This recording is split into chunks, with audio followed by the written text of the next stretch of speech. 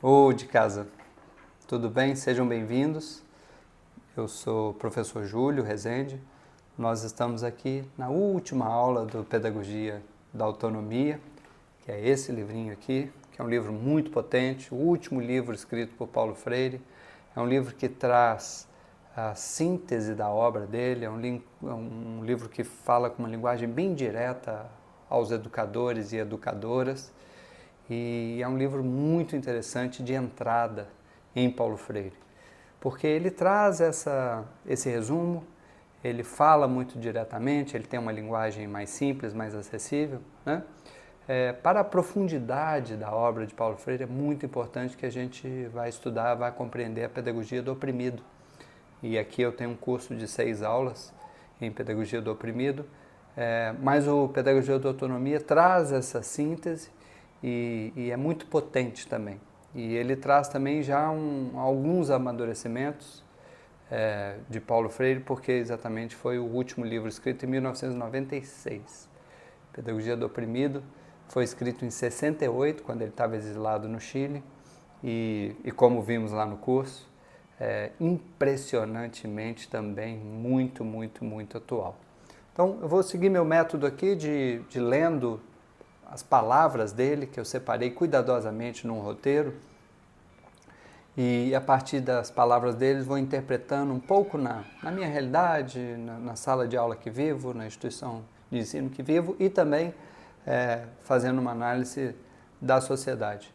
A gente só pode reinventar Paulo Freire. Não dá para aplicá-lo, não é um passo a passo simplificado de como fazer educação, de como as coisas acontecem em sala de aula. Existem muitas possíveis interpretações de Paulo Freire e a gente só pode reinventá-lo porque, como ele fala em praxis é ação e reflexão, né? Juntas. Somente ação ele chama de ativismo raso e somente reflexão e teoria ele chama de blá blá blá. E é muito importante que elas estejam juntas. Então, perceba que ele bebeu de um conjunto de fontes teóricas, inspirações filosóficas, e a partir da prática dele, ele foi construindo a praxis, né? O dia a dia, a forma como ele pensa, vê e age e transforma o mundo. E aí cabe a nós, a partir da nossa realidade, lê-lo, estudá-lo, e aí filtrar aquilo que fizer sentido e aplicar na nossa realidade. Tá? Então nós vamos aqui no último capítulo, terceiro, chamado Ensinar é uma especificidade humana, e eu começo aqui numa citação dele que ele fala sobre a importância da segurança do docente e na importância da formação do docente. Ele diz: creio que uma das qualidades essenciais que a autoridade docente democrática deve revelar em suas relações com as liberdades dos alunos é a segurança em si mesmo. É a segurança que se expressa na firmeza com que atua, com que decide, com que respeita as liberdades, com que discute suas próprias posições, com que aceita rever-se. Ou seja, é preciso ter uma formação sólida, em vários momentos ele diz, é preciso ter uma formação científica, rigorosa, sólida e ao mesmo ética, né, de compreender para quem existe este conteúdo e esse aprendizado, com quem eu estou fazendo educação, então para que a educação serve. Então essas duas dimensões são muito importantes. E também no sentido de respeitar o aluno, que é central em sua obra. E a nossa capacidade de ler os estudantes a todo momento e com eles ler o mundo, né? Porque eles vão vir de um determinado contexto com vivências próprias, experiências, inteligências diversas, e é importante que a gente seja capaz de, na nossa segurança, na nossa formação, na nossa forma de ver o mundo, mas que a gente esteja aberto a compreender a dos estudantes. E a partir desse encontro, que pode ser tenso, mas é um encontro que precisa ser honesto, aberto, seguro, a partir desse encontro, dialogar e achar os caminhos em direção ao aprendizado, né? O aprendizado não é algo que está dado, consolidado no livro. O aprendizado é um caminho que o estudante, aquele coletivo de estudantes, percorre. Na página 90, ele vai falar de uma autoridade excessiva de alguns professores, né? Ele diz, a autoridade docente mandonista, aquele professor e professora bem mandona, rígida, não conta com nenhuma criatividade do educando. Não faz parte de sua forma de ser, esperar sequer que o educando revele o gosto de aventurar-se. Ou seja, o educando ele precisa ser capaz de sair da zona do conforto e se atirar no desconhecido, numa aventura em direção ao aprendizado. Ele precisa ser capaz de errar, acertar, errar, corrigir.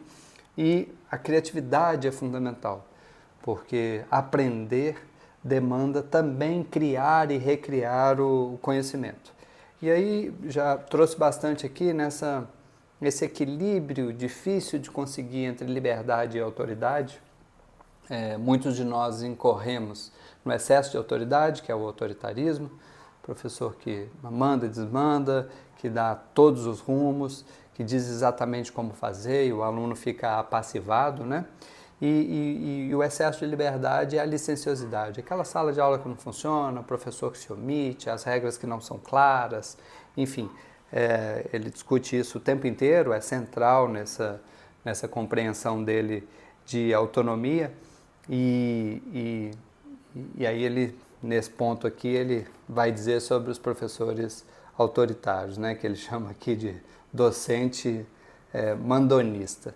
Na página 95, ele traz aqui um pouco sobre a relação docente-aluno e diz, mas devo estar atento à leitura que fazem de minha atividade com eles. Precisamos aprender e compreender a dar significação de um silêncio, de um sorriso ou de uma retirada da sala, o tom menos cortês com que foi feita uma pergunta.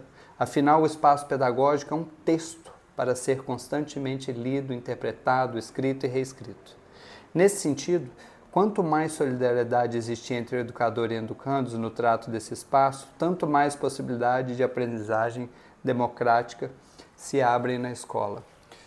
Eu fui aprendendo ao longo dos anos que cuidar desse espaço pedagógico, ou seja, da sala de aula ou do laboratório, é bastante difícil.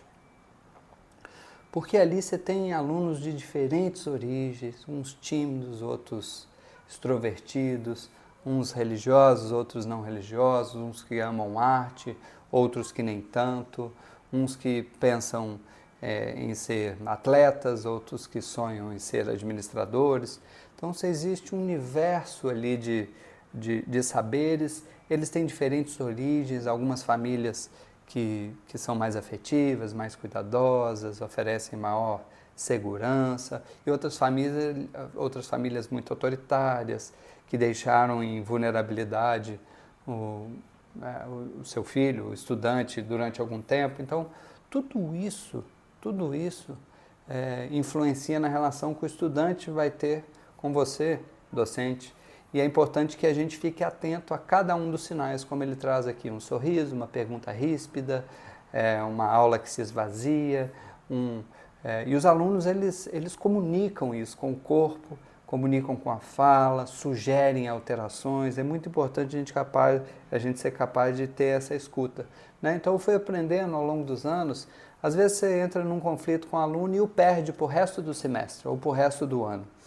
E uma vez eu fui dar era um mini curso de uma semana, entrei na sala, estava indo tudo bem e uma estudante fez um questionamento e eu não a respondi legal.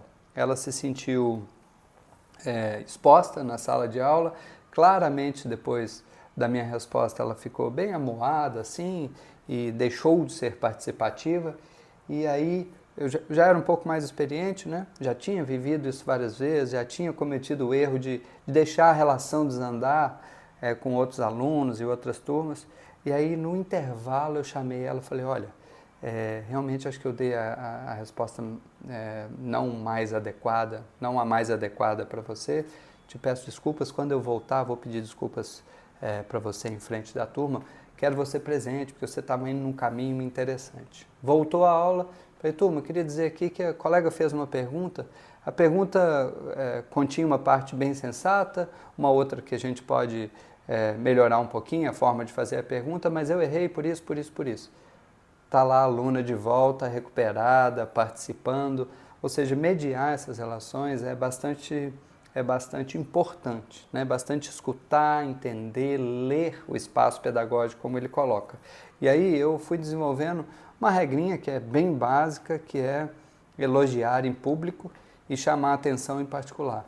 Isso é muito, muito importante. Ali um espaço com 30, 40 e qualquer chamada de atenção em público é uma superexposição, pode ser entendido como uma pequena humilhação e você pode perder o estudante, né? Ao mesmo tempo que faz parte da gente fazer críticas construtivas, demonstrar o possível erro do aluno, né? Então, elogiar em público e criticar em particular, olha, talvez, eu acho que aqui nesse ponto você está interpretando erroneamente, você pode melhorar nisso, nisso, nisso, né? E sempre que fizer uma crítica, que o faça de forma construtiva e sempre relembre que ele tem muitas outras coisas boas, né? Critica também elogiando, no sentido, pô, aquele outro dia você fez aquela atividade, foi fantástica, no outro dia você fez uma intervenção interessante. Hoje eu acho que você errou um pouquinho por isso, por isso, por isso, mas vamos que vamos. Então, essa mediação é muito, muito, muito importante. A gente chega aqui na página 96, num tema que é muito confuso para as pessoas hoje, que é a questão de se a educação precisa ser neutra, se ela pode ser neutra, se cabem ideologias, né? E aí eu vou ler aqui e depois eu vou fazer um conjunto de reflexões importantes. Ele diz, como experiência especificamente humana, a educação é uma forma de intervenção no mundo. Intervenção que, além do conhecimento dos conteúdos bem ou mal ensinados e ou aprendidos, implica tanto o esforço de reprodução da ideologia dominante quanto o seu desmascaramento. Dialética e contraditória, não poderia ser a educação só uma ou só outra dessas coisas. Nem apenas reprodutora, nem apenas desmascaradora da ideologia dominante.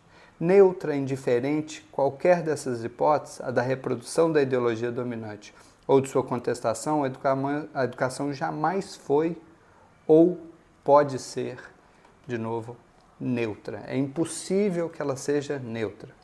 Quando ele chama de ideologia dominante, ele está falando do capitalismo, né? E aí tem um conjunto de reflexões importantes a fazer. A primeira questão é que nenhuma pessoa consegue se despir completamente da sua forma de ver o mundo, da sua criação, das suas influências, das suas formações, das suas leituras, para ensinar algo. Ninguém consegue. A gente vai aprendendo desde muito cedo a ver o mundo. Na primeira infância com os nossos pais, com a nossa família, depois com os amigos, depois com os diversos professores, as influências das redes sociais. Enfim, a gente vai construindo a nossa forma de ver o mundo e a gente não consegue se livrar dela. Para dar um pequeno exemplo, né? Um morador de rua chega, e aí tem um pai e uma criança de 8, 9 anos, e o morador pede um dinheiro. E aí o pai diz, infelizmente agora eu não tenho, não consigo, tá? Mas desculpa aí. Aí a pessoa sai, e aí o pai diz para a criança, pois é, que pena, né? Situação dessa, né? A sociedade que não consegue gerar condições dessa pessoa ter vida digna, vivendo essas injustiças todas, morro de dó. Agora vamos imaginar uma outra situação com um outro pai. O mesmo morador de rua chega, pede um dinheiro, o outro pai rispidamente, não, aqui não tem dinheiro não. E na hora que o morador de rua, ou a pessoa em situação de rua sai, o pai diz, tá vendo, isso é vagabundo, isso aí não quer trabalhar, isso aí está na pobreza porque não se esforça, né? Então, a nossa visão de mundo, ela vai se formando desde muito cedo, né? Tem a ver com as nossas famílias, depois tem a ver com os amigos, com as leituras, com os filmes, com os professores, e ela está muito dentro da gente, né? Está muito dentro da gente. Um segundo ponto que é importante sobre a questão da educação não conseguir ser neutra, impossível ela ser neutra, é o fato de que se você passa um conteúdo de geografia qualquer, ou de história, ou de literatura, se você não diz para que existe, por exemplo, a geografia, os mapas, né? Para quem estuda geografia sabe que a geografia foi inventada como um instrumento, no início, lá atrás, na Europa, como instrumento de dominação, de guerra, de colonização, né? Esses países, Alemanha, França, surgiu ali, eles começaram a estudar o território dos outros para descobrir como dominar, como invadir, enfim, o que tinha nesse território. Então perceba que nesse caso a geografia foi utilizada para dominação. E depois, mais para frente, quando a gente vê Milton Santos, por exemplo, brasileiro incrível, numa geografia mais humanista, mais crítica, dizendo que é importante que a gente entenda o mundo, a configuração política global, e entenda que existe um centro do capitalismo e uma periferia, e aí ele reafirma que, numa perspectiva da geografia, que é importante a gente ver a globalização na perspectiva do lado de cá, né, do sul global. Então, todo o conhecimento, ele tem a aplicação dele. Se por acaso você passa tentando ser isento, você pode estar simplesmente legitimando a ideologia que existe hoje.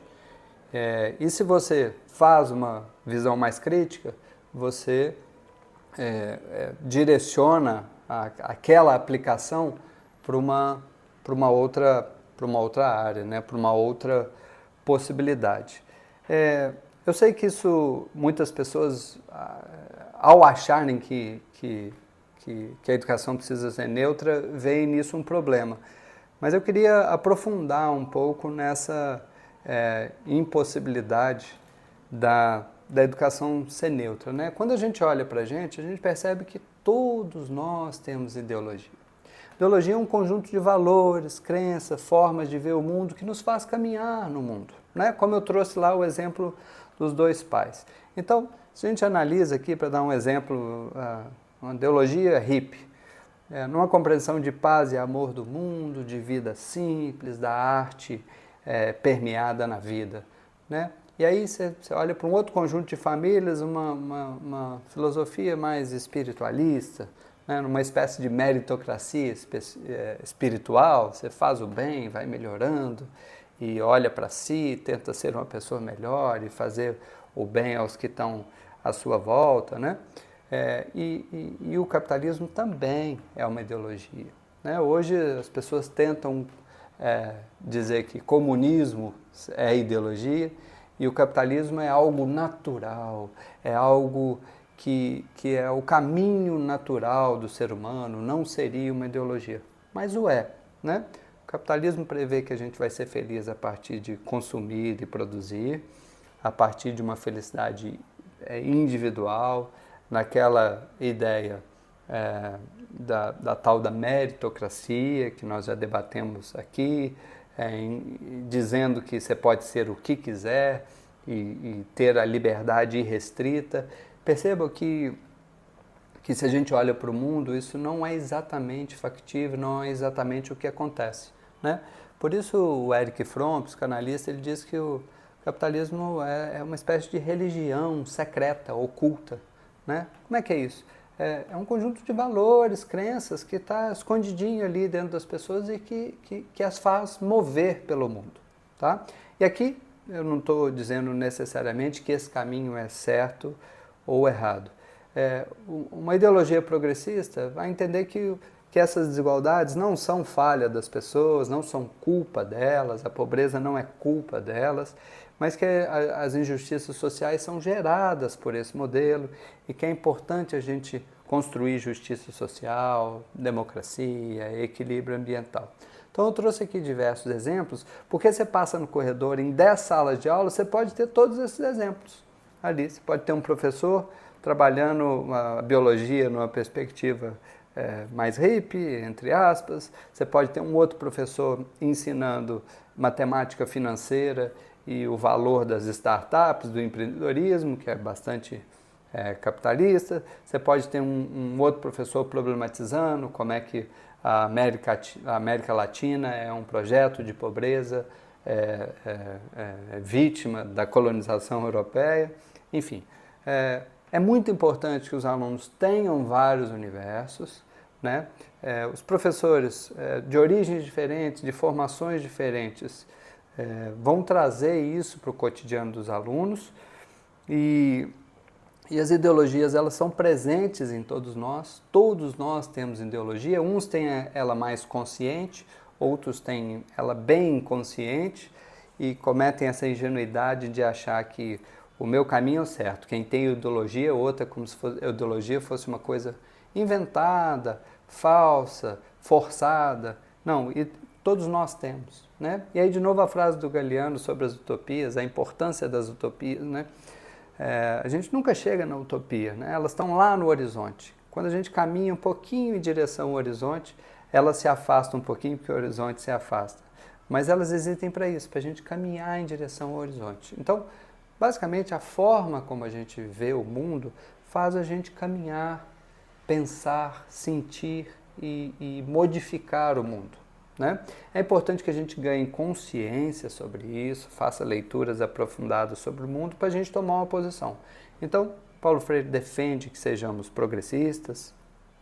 Até não gosto muito dessa palavra, não, vejo alguns problemas nela, mas enfim, que a gente trabalhe pela justiça social, pela democracia, pela paz, pelo equilíbrio ambiental. Concordo muito com esse caminho, concordo com a leitura de que o mundo,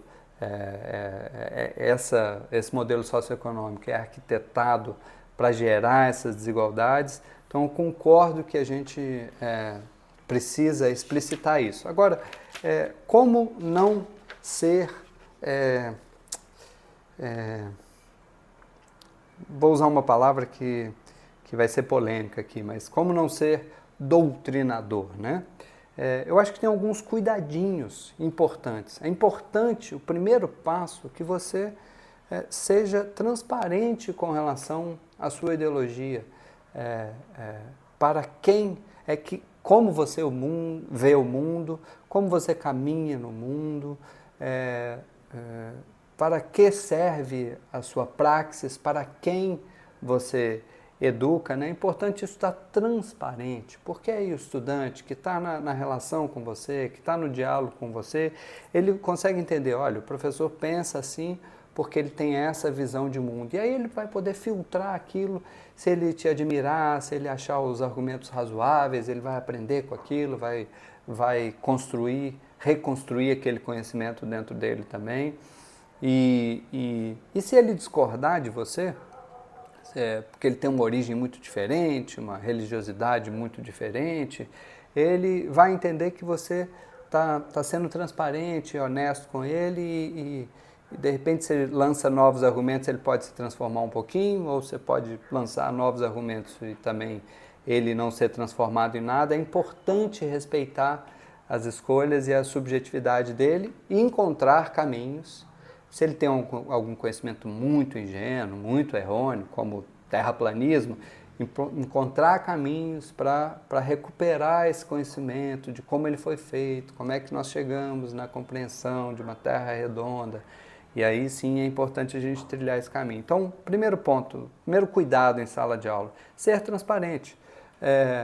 Por exemplo, eu trabalho no curso superior de turismo com gestão pública e eu pessoalmente entendo que a Secretaria Municipal de Turismo tem um papel muito importante no desenvolvimento do município, né?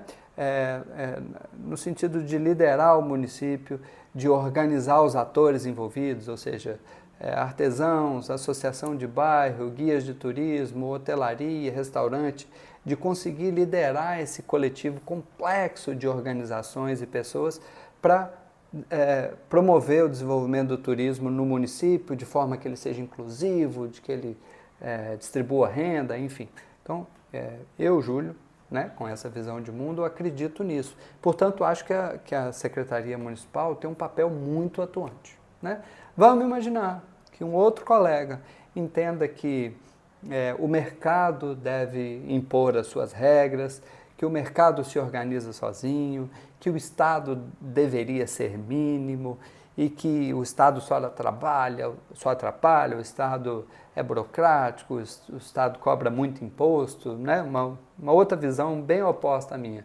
Esse professor, dando a mesma aula que eu, ele provavelmente defenderia que a secretaria ela tem um papel bem limitado e que o importante é que, por exemplo, o Conselho Municipal de Turismo seja gerenciado pelas empresas, pelos hoteleiros, pelas empresas de transporte e não liderado pelo poder público, né, como eu sugeri. O importante é deixar claro isso para o estudante, porque ele precisa ter a capacidade também de ler e de tomar as decisões dele, né? E é importante também a gente estar aberto ao diálogo, não ser enfático, conclusivo, fechado, hermético, né? Porque com certeza a gente vai seguir aprendendo com os estudantes e suas experiências, eles vão seguir aprendendo com a gente, né? E vale a gente ponderar os limites, né? Os prós e os contras, mas os limites da nossa própria ideologia. Então, na medida que eu vou defender a importância da Secretaria de Turismo, eu vou problematizar, será que o município tem capacidade orçamentária para investir no turismo? Será que a educação e a saúde não é prioridade? Enfim, eu também posso ponderar os limites dessa minha ideologia e aí dentro de sala de aula a gente começa a construir um espaço mais dialógico. Mas lembre-se, não existe neutralidade porque eu não consigo despir da minha visão de mundo, né? Se eu só der um conteúdo que está escrito no livro, perceba, alguém escreveu aquele livro daquela forma, né? Então, se a gente tem história, os livros de história 1, 2, 3 aí que caem no Enem, e de repente esses livros, cada um tem 300 páginas, em quase 1000 páginas, eles dedicam 5 páginas ao Brasil antes de 1500. Perceba que tem uma escolha aí.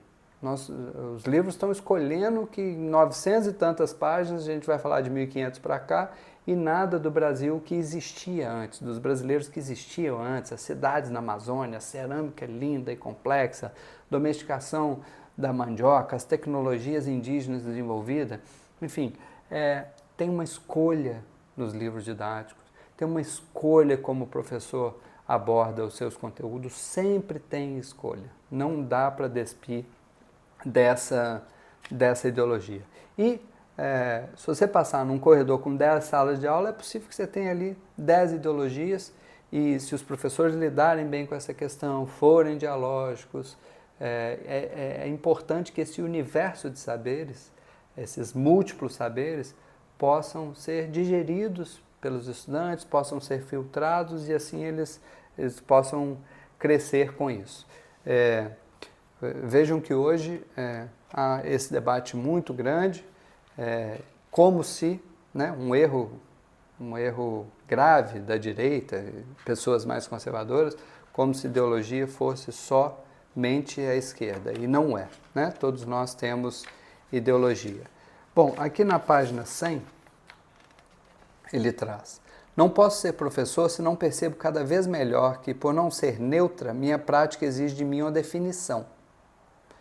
E aí ele se coloca: sou professor a favor da decência contra o despudor, a favor da liberdade contra o autoritarismo, da autoridade contra a licenciosidade, da democracia contra a ditadura de direita ou de esquerda.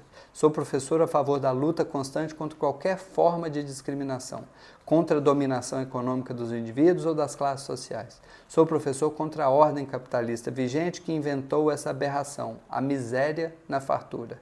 Sou professor a favor da esperança que me anima apesar de tudo. Sou professor contra o desengano que me consome e imobiliza. Então isso aqui complementa e conclui bem o que a gente está trazendo. Primeiro, reconhecer que não existe neutralidade na educação e segundo, se posicionar.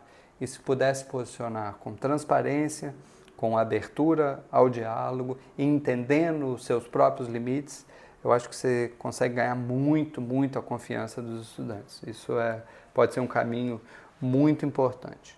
Na página 103, ele traz: O grande problema que se coloca ao educador, à educadora de opção democrática, é como trabalhar no sentido de fazer possível que a necessidade dos limites seja assumida eticamente pela liberdade. A necessidade de limites seja assumida eticamente pela liberdade. Ou seja, quanto mais maduro é o estudante, quanto mais autônomo, mais ele entende que os coletivos precisam de regras e que nós precisamos de limites diversos, né? Uma sociedade totalmente sem regra, olho por olho, dente por dente, cada um faz o que quiser, uma licenciosidade completa. Isso é um pouco do que existe hoje, esse excesso de liberdade do lado de cá, que é a licenciosidade, essa bagunça, essa falta de ordem. E aí a população olha isso e, não entendendo bem esse equilíbrio entre liberdade e autoridade, pedem o outro extremo, que é o autoritarismo, as escolas militares, elas que vão colocar ordem, porque aí o aluno fica calado e vai decorar coisas. Tem um problema grave com essa visão, né? No mundo como é hoje, a gente precisa construir as regras democraticamente, as regras precisam fazer sentido para as pessoas na sociedade, para os alunos na sala de aula e na escola. Aquela simples atividade de construir as regras de convivência da sala de aula, se bem feita, faz uma diferença gigante. Por exemplo, eu peço para os alunos proporem as regras. Vocês vão propor as regras, eu vou escrever aqui no quadro. Pode propor qualquer regra? Pode. Depois nós vamos debater uma por uma e vamos chegar num acordo nosso. Beleza. Aí sempre chega no entrar atrasado na aula. E aí eles dizem, pô, mas o ônibus às vezes demora, é complicado, eu venho de longe, né? Imagina aquela aula às 7 horas da manhã. Eu digo, verdade. Então, vocês querem propor até quanto tempo pode entrar na sala de aula? Isso para alunos de ensino médio, né? Superior entra e sai livremente. Aí, numa aula de 1 hora, um aluno disse, não, 30 minutos, professor, 30 minutos. Aí eu disse, mas só para refletir aqui, qual foi a última vez que você entrou no cinema na metade do filme? Aí ninguém tinha feito isso, né? Qual a última vez que você foi num show e você chegou 10 minutos atrasado? Aí quase ninguém tinha feito isso, porque um show, por exemplo, de uma banda que gosta muito, normalmente a pessoa dorme na fila, chega antes, porque ela ama muito, né? E eu disse, só tem um probleminha chegar atrasado para o nosso coletivo aqui, é que a aula tem começo, meio e fim, se você perder o comecinho do filme, você pode não entender o final do filme, né? E aí eu vou negociando com eles o horário. Eu falo, gente, 5 minutinhos? Pode ser? Não, 5 minutos é muito pouco, nossa, o ônibus que atrasa, enfim. Vamos fazer 7? Beleza. Aí fechamos em 7. Se a gente fecha em 7 e mais um conjunto de outras regras, o que eu faço? Coloco o despertador 7 e 7 e falo para eles, toda a aula o despertador vai tocar 7 e 7, depois disso não entra mais, beleza? Tende a funcionar. Esse é um processo muito didático, importante e formativo, de construir as regras com eles. E aí a gente precisa sonhar que a gente deve construir as regras da instituição de ensino junto com os estudantes. A gente ainda falha muito nisso. E a gente deve sonhar que a gente precisa construir as regras da sociedade coletivamente, né? Numa democracia mais madura. Infelizmente, às vezes a gente vota no deputado, ele some 4 anos, faz o que quiser, legisla da forma que quiser, nem mesmo nos representa bem, né? Então a gente precisa avançar em direção a essa construção de regras. Na mesma página 103 ele diz, a liberdade amadurece no confronto com outras liberdades, na defesa de seus direitos em face da autoridade dos pais, do professor, do Estado. Ou seja, a minha liberdade vai até onde começa a sua. A gente precisa entender que liberdade completa é uma bagunça completa, é o trânsito sem placa pare, sem sinal, sem regra nenhuma. Imagina a confusão, nada funcionaria, né? Então, esse limite das liberdades é importante. É claro que nem sempre a liberdade do adolescente faz a melhor decisão com relação ao seu amanhã. É indispensável que os pais tomem parte das discussões com os filhos em torno desse amanhã. Não podem nem devem omitir-se, mas precisam saber e assumir que o futuro é de seus filhos e não seu. Então, Então tem duas questões. Primeiro, o futuro é do filho, ele precisa se fazer, ele precisa se criar sujeito, ele precisa construir sua autonomia, ao mesmo tempo que ele não tem todas as informações suficientes para tomar essa decisão, e pais devem sim, pais e mães devem sim participar, sugerindo, opinando. Tem hora que tem que ser mais firme, tem hora que tem que ser mais respeitoso da decisão dos filhos, né? No movimento dialético, né? De tentativa de equilibrar a regra do todo e a liberdade da parte. Na página seguinte, na 104, ele traz mais sobre essa questão dos filhos. É decidindo que se aprende a decidir. Não posso aprender a ser eu mesmo se não decido nunca, porque há sempre a sabedoria e a sensatez de meu pai e de minha mãe a decidir por mim.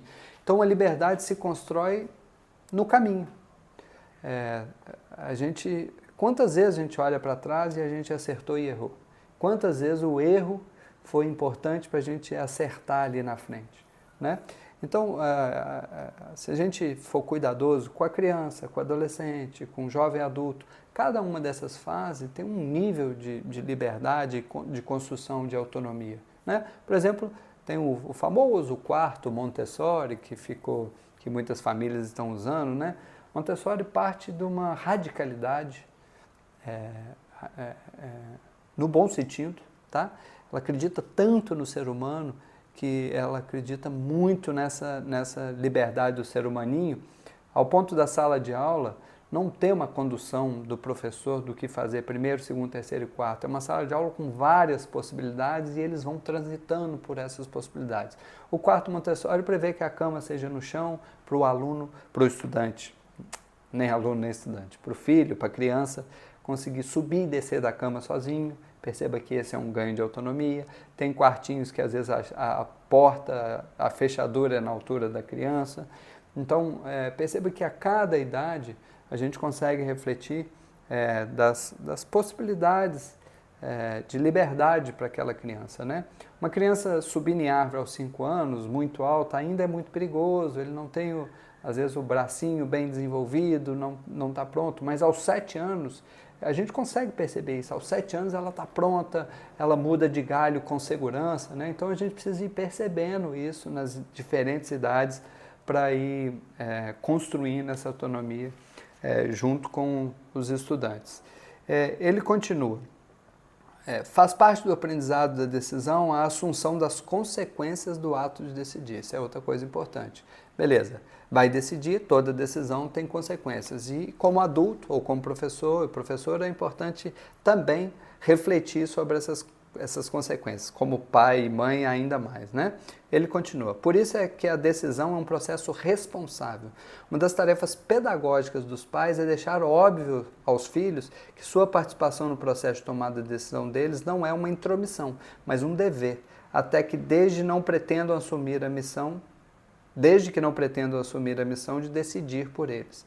A participação dos pais se deve dar, sobretudo, na análise com os filhos das consequências possíveis da decisão a ser tomada. Então, o filho ele precisa ser capaz de tomando as suas decisões, mas pais e mães sempre atentos, refletindo junto sobre os pontos positivos de cada um dos caminhos, sobre as consequências, e isso pode acontecer também em sala de aula, né? Autonomia é construção, é processo constante, é errar, acertar, corrigir os erros, né? Na página 110, ele vai falar um pouquinho dos limites da educação também, né? A educação muda o mundo, é pela educação que vamos mudar o mundo. Ele diz, o que quero dizer é que a educação nem é uma força imbatível a serviço da transformação da sociedade, porque assim eu queria, nem tampouco é a perpetuação do status quo, porque o dominante decrete. Educador e a educadora críticos não podem pensar que a partir do curso que coordenam, do seminário que lideram, podem transformar o país, mas podem demonstrar que é possível mudar, e isso reforça nele ou nela a importância de sua tarefa político-pedagógica. A professora democrática, coerente, competente, que testemunha seu gosto de vida, sua esperança no mundo melhor, que atesta sua capacidade de luta, seu respeito às diferenças, sabe cada vez mais o valor que tem para a modificação da realidade, a maneira consistente como que vive sua presença no mundo, de que sua experiência na escola é apenas um momento, mas um momento importante que precisa ser autenticamente vivido. Uma frase de Paulo Freire famosa que resume um pouco disso aqui é que se por um lado a educação transforma o mundo, ela transforma pessoas que transformam o mundo. Então a gente não deve sobrevalorizar a educação, entendendo que ela é o único caminho, é ela que vai transformar, e ao mesmo tempo subestimar a educação no poder de transformação dela das pessoas, das realidades, né? E é um dever na compreensão dele, na minha também, a gente em sala de aula mostrar que o mundo se transforma constantemente, que o mundo nos forma constantemente e a gente pode transformar o mundo constantemente. Na página 116, Paulo Freire diz o seguinte: é por isso, repito, que ensinar não é transferir conteúdo a ninguém. Assim como aprender não é memorizar o perfil do conteúdo transferido no discurso vertical do professor. Ensinar e aprender tem a ver com o esforço metodicamente crítico do professor de desvelar a compreensão de algo e com o empenho igualmente crítico do aluno de ir entrando como sujeito em aprendizagem no processo de desvelamento que o professor ou a professora devem deflagrar. É uma explicação concisa, com algumas palavrinhas difíceis, mas o que ele quer dizer o aprender, o processo da sala de aula deve ser um caminhar, deve ser uma aventura em direção ao aprendizado, deve ser uma construção. Essa proposição, ela precisa vir do professor e da professora, que conhece a sua área, que conhece os métodos, as didáticas. Então, ela deve propor esse caminho, a partir da realidade do aluno, de como o aluno vê o mundo, de como ele entende aquele conteúdo e ele poderá se engajar. O aluno tem um papel fundamental de querer colocar-se em movimento, de querer, de ter coragem de ir para uma zona que ele não conhece, de ler uma coisa e não entender, ler de novo e não entender, e aí na terceira leitura ele passa a começar a entender, de errar e acertar, de ter direito ao erro. Então é um processo de movimento que ambos fazem em diálogo em direção ao aprendizado. Na página 117, ele diz: a verdadeira escuta não diminui em mim em nada a capacidade de exercer o direito de discordar, de me opor, de me posicionar. Pelo contrário, é escutando bem que me preparo para melhor me colocar ou melhor me situar do ponto de vista das ideias. Como sujeito que se dá ao discurso do outro sem preconceitos, o bom escutador fala e diz sua posição com desenvoltura, precisamente porque escuta. Sua fala discordante senta afirmativa porque escuta, jamais é autoritária. Isso é algo que a gente precisa avançar muito, né? Eu vi de acho que é o Ruben Alves que fala da escutatória, né? Sua capacidade de escutar com atenção, com respeito, e escutar não só o que o aluno está falando, escutar o que o corpo dele está falando, escutar o que o comportamento dele está falando, escutar as músicas que ele ouve, a realidade de onde ele vem, capacidade de prestar atenção, de olhar nos olhos, de ouvir atentamente. Isso não significa que a gente não deve discordar, a gente deve escutar. Enquanto a gente está escutando, a gente presta bastante atenção, entende um pouco da psicologia daquele estudante, da compreensão de mundo dele e a partir daí a gente fala. Né? Como a gente está muito centrado nessa ideia de que eu falo, vocês escutam, o professor e a professora, em geral, desenvolvem uma pequena capacidade de escuta. Né?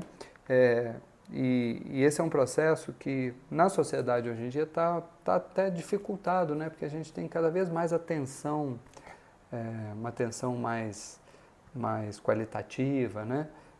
Às questões. Né? Por exemplo, ler um livro desse de 120 páginas, eu vou precisar de uma escuta muito atenta, de horas, 10 horas, 15 horas, né? Eu vou precisar escutá-lo. Para ver um filme, também a capacidade de escuta. E a gente sabe com a questão do vício nas telas, a questão de um aluno que passa fome, de um aluno TDAH, de um aluno que tem alguma necessidade específica. A gente sabe que todas essas questões influenciam muito, né? Mas é também um importante aprendizado que a gente possa ir juntos aprendendo a escutar, né? Professores, professoras e estudantes, assim como aprender a falar, né? A gente quer muito que o aluno fale bem, que ele seja capaz de elaborar um discurso e expor isso assertivamente, tranquilamente. Da mesma forma, a gente precisa estimular o aprendizado na escuta, né? Na página 131, e aqui estou caminhando para o final do livro, eu separei a seguinte citação. Ele diz: é na minha disponibilidade permanente à vida que me entrego de corpo inteiro, pensar crítico, emoção, curiosidade, desejo, que vou aprendendo a ser eu mesmo em minha relação com o contrário de mim. Aqui ele está falando do respeito às diferenças, né? Quanto mais me dou a experiência de lidar sem medo, sem preconceito com as diferenças, tanto melhor me conheço e me construo o meu perfil. Isso é muito interessante, como é que no encontro com o outro, no encontro com o diferente, eu me reconheço, né? Quando a gente viaja, isso é muito latente, né? Como é que o outro estado tempera o feijão diferente, tem outro sotaque, ouve outras músicas, pensa o cotidiano de forma diferente, usufrui do seu lazer de forma diferente, organiza a sua casa de forma diferente. E quando eu faço uma viagem e eu tenho uma sensibilidade, eu tenho uma escuta, eu tenho uma abertura, a diferença, eu vou percebendo que o outro também tem uma forma interessante de viver. E que isso não necessariamente fere a minha. Isso me ajuda a me entender muito de onde venho, quem eu sou, né? Mas a gente precisa ir para essa relação aberto, de novo, a escutar, a aprender com o outro e seguro também de onde eu venho, quem eu sou. Na página 133, ele traz: viver a abertura respeitosa aos outros e de quando em vez, de acordo com o momento, tomar a própria prática de abertura ao outro como objetivo de reflexão crítica deveria fazer parte da abertura docente. Ou seja, essa abertura em direção ao outro deve ser prática cotidiana nossa, né? O sujeito que se abre ao mundo e aos outros inaugura com seu gesto a relação dialógica, em que se confirma como inquietação e curiosidade, como inconclusão e permanente movimento na história. Quando eu já disse aqui em alguns momentos, já disse no curso de Pedagogia do Oprimido, se eu tivesse que escolher um elemento de Paulo Freire para enfatizar como ele pensa o mundo e a educação, eu traria diálogo. Porque diálogo significa um encontro entre seres. Não concordância, não ausência de conflitos, mas seres quando se encontram, eu sei alguma coisa, consigo ensinar, você sabe outras, consegue ensinar, eu não sei muitas, preciso aprender, você não sabe muitas e precisa aprender, a gente vai crescendo juntos. Então, uma das principais frases dele, eu acho, de síntese da obra dele, é: ninguém educa ninguém, ninguém aprende sozinho, nós nos educamos entre si, mediatizados pelo mundo. Nós, seres humanos, nascemos para aprender. Ele diz, né, sobre a vocação ontológica do ser mais, que é muito diferente de uma pedagogia tradicional que o estudante vai só decorar, vai só memorizar, ele vai só se adaptar ao mundo. Nessa outra compreensão, a gente nasceu para aprender, o mundo nos forma constantemente e a gente transforma o mundo constantemente de forma dialógica. E é nesse respeito ao outro, na abertura ao outro, na escuta ao outro, que a gente vai trilhando esse caminho dialógico. Peraí, então os dois são iguais, professor e aluno têm o mesmo papel? De jeito nenhum.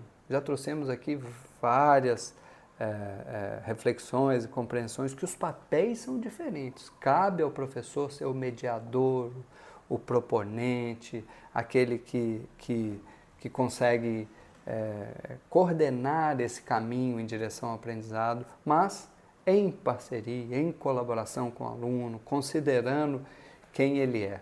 Nós estamos chegando aqui enfim, a um resumo do livro e a um resumo da obra dele, né? Na página 135 ele diz: diminua a distância entre mim e a dureza da vida dos explorados, não com discursos raivosos, sectários, que só não são ineficazes porque dificultam mais ainda a minha comunicação com os oprimidos. O mundo é tão desigual, o mundo é tão injusto que muitas pessoas acabam caindo num discurso muito raivosos, muito sectários, muito parciais, né? E isso dificulta minha relação com oprimidos e com os alunos, né? A gente não pode deixar de entender que aquela relação histórica construída professor e aluno é uma relação desigual, autoritária porque centrada no professor, autoritária porque centrada no conteúdo, autoritária porque não considera quem o aluno é. Né? Ele diz: com relação aos meus alunos, diminua a distância que me separa de suas condições negativas de vida na medida em que os ajudo a aprender, não importa que saber, o do torneiro ou do sorrigião, com vistas à mudança do mundo, à superação das estruturas injustas, jamais com vistas à sua imobilização. Então eu preciso, junto com os alunos, ler o mundo e, a partir dessa leitura de mundo, acreditar que é importante e imprescindível, eticamente imprescindível, a transformação do mundo. Na página 138, ele vai falar da amorosidade, da importância da afetividade, né? Ele diz: significa de fato que a afetividade não me assusta, que não tenho medo de expressá-la. Significa essa abertura ao querer bem e a maneira que tenho autenticamente selar o meu compromisso com os educandos, numa prática específica do ser humano. Na verdade, preciso descartar como falsa a separação radical entre seriedade docente e afetividade.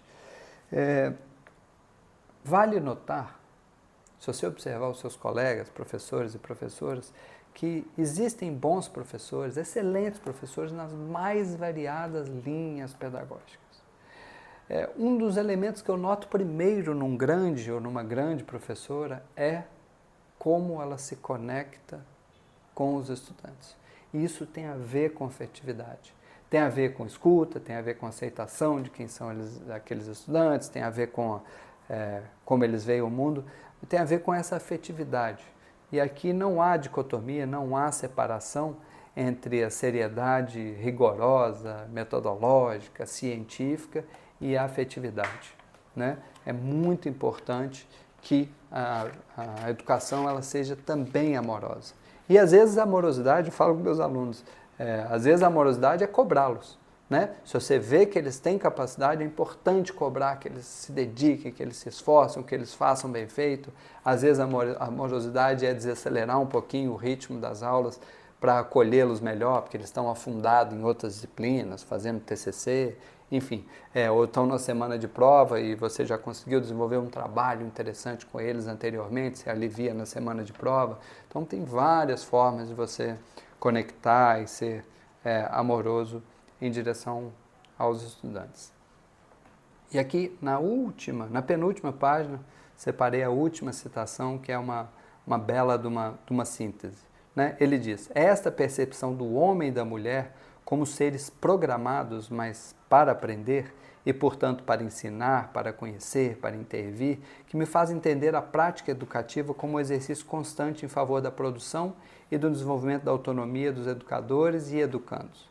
Como prática estritamente humana, jamais pude entender a educação como uma experiência fria, sem alma, em que os sentimentos e as emoções, os desejos, os sonhos devessem ser reprimidos por uma espécie de ditadura racionalista. Nem tampouco jamais compreendi a prática educativa como uma experiência a que faltasse o rigor, em que se gera a necessária disciplina intelectual. Como podem ver, para quem não conhecia Paulo Freire e para quem conhecia às vezes só o oba-oba da internet, as superficialidades da internet, que uns colocam Paulo Freire como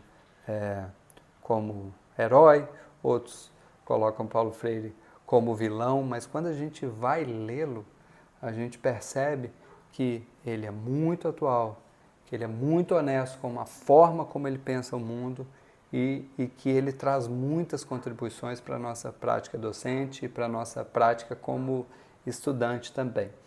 Não precisa concordar com tudo, mas é importante, muito importante conhecê-lo para que você filtre aquilo que achar que faça sentido e coloque na sua realidade. A gente só pode melhorar com essa prática, né?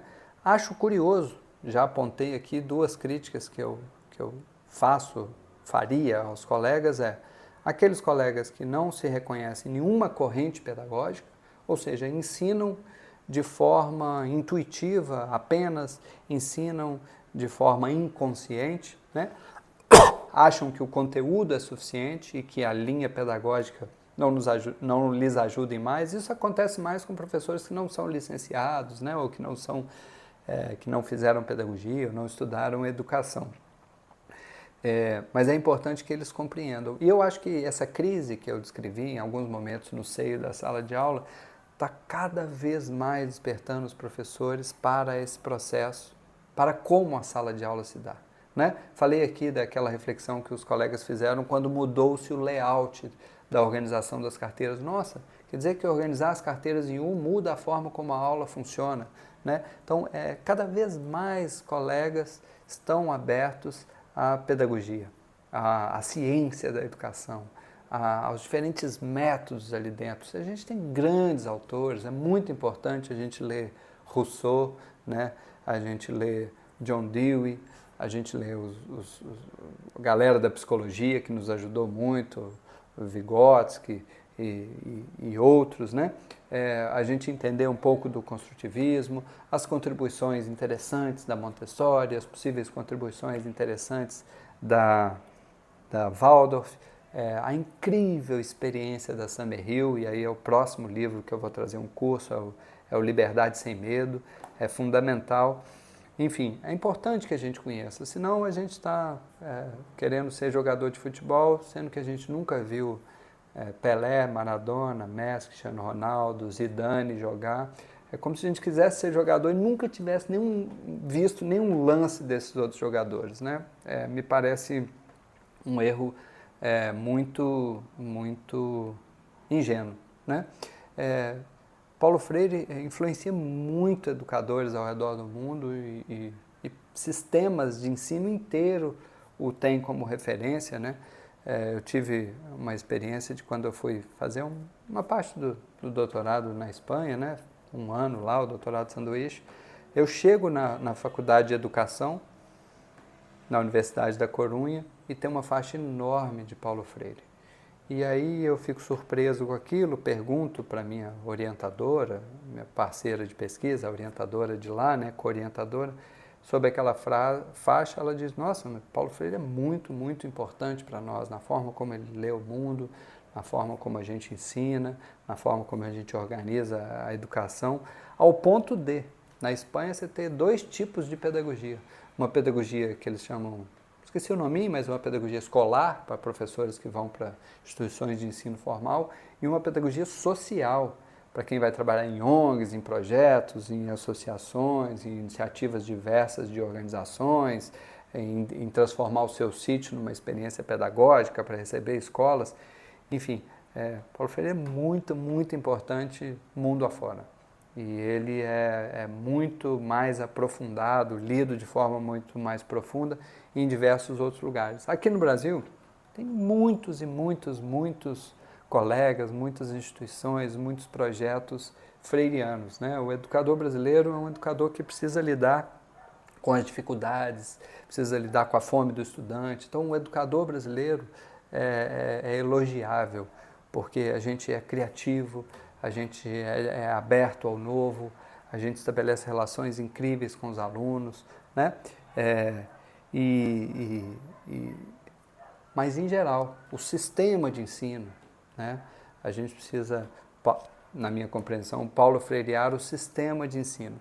É curioso que a extrema-direita, ela faz um raciocínio que é errôneo, ingênuo e eu não diria que é adequado, não. Ela diz o seguinte: olha, Paulo Freire é o patrono da educação brasileira. Logo, a educação brasileira está como está por causa de Paulo Freire. São coisas diferentes. É importante que Paulo Freire seja patrono da educação brasileira, porque ele tem uma contribuição gigante, ele influencia o mundo inteiro, ele é o autor estrangeiro mais lido nos Estados Unidos, ele é um dos autores das humanidades mais citados no mundo, enfim, é importante que ele seja patrono. Mas a educação brasileira ela tem diversos problemas, e os principais problemas da educação pública brasileira é falta de recursos, salários adequados, falta de estrutura nas instituições de ensino, falta de laboratório, falta de formação adequada para os educadores em geral, técnicos e docentes. Enfim, a gente tem um problema estrutural que a nossa sociedade ainda não valoriza a educação o suficiente. Então, se na média a educação brasileira ainda não é boa como gostamos, é porque a sociedade não valoriza o suficiente, não tem investimento suficiente, não tem apoio suficiente à carreira dos professores, né? Esta é a causa principal. Não confundamos as coisas. Paulo Freire, como vocês podem ver, ainda é à frente do nosso tempo. Nós ainda temos uma caminhada para reinventar a educação e ele ser mais aplicável no cotidiano da sala de aula. Num contexto difícil de uma escola mal cuidada, sem estrutura, violenta, que o aluno se alimenta bem, é muito difícil você fazer um trabalho interessante dentro de sala de aula. O contexto te impõe limites, uma sala de aula muito lotada, com alunos que vêm de muita vulnerabilidade social, enfim, é muito difícil. Então, o primeiro grande ponto da educação brasileira é que a gente precisa olhar enquanto sociedade com muito mais cuidado, investir muito mais em educação, porque os países que conseguiram educação pública de qualidade para todo mundo, são muito mais desenvolvidos, conseguem gerar uma vida digna à sua população por causa também da educação, né? Então, o primeiro ponto é esse. Então, esse raciocínio da extrema-direita, que Paulo Freire é patrono da educação brasileira e logo a educação é ruim por causa de Paulo Freire, é errôneo, tá? É errôneo. A educação brasileira ainda está aquém do que sonhamos, porque nós, enquanto sociedade, ainda não olhamos para a educação com o carinho que ela deveria. Ainda não damos atenção suficiente em termos de dinheiro, de investimento, em termos de estrutura, em termos de apoio à formação dos docentes, de salários dignos para os profissionais da educação. Como diz Paulo Freire aqui, docência não é uma questão de tio ou tia, não é uma questão de vocação, de doação, não. É uma questão de estrutura, de pagar bem, de dar dignidade, de dar condições de trabalhar. E Paulo Freire precisa seguir sendo patrono no sentido que ele é potente o que ele traz e a gente ainda pode nos transformar muito como educadores e educadoras com Paulo Freire. Temos um desafio grande a criar cursos com inspiração freiriana, escolas, instituições, universidades com inspiração freiriana. E assim a gente chega ao final. Eu agradeço a presença de vocês, agradeço a todos os comentários que vocês fazem aqui, eu respondo cada um deles. Fiquem atentos aos momentos que eu lanço cursos para que a gente possa, para além da leitura, para além das aulas gravadas, a gente possa juntos trilhar uma metodologia freiriana em direção à compreensão da educação, em compreensão às contribuições potentes do Paulo Freire. Então fiquem atentos que quando tiver esse curso vocês serão bem-vindos. Tá bom? Um abraço a todos.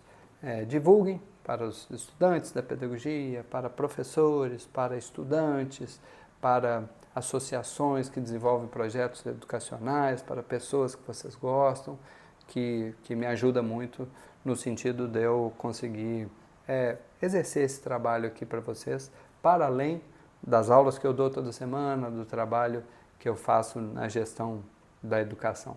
Tá bom? Um abraço a todos, obrigado e até mais.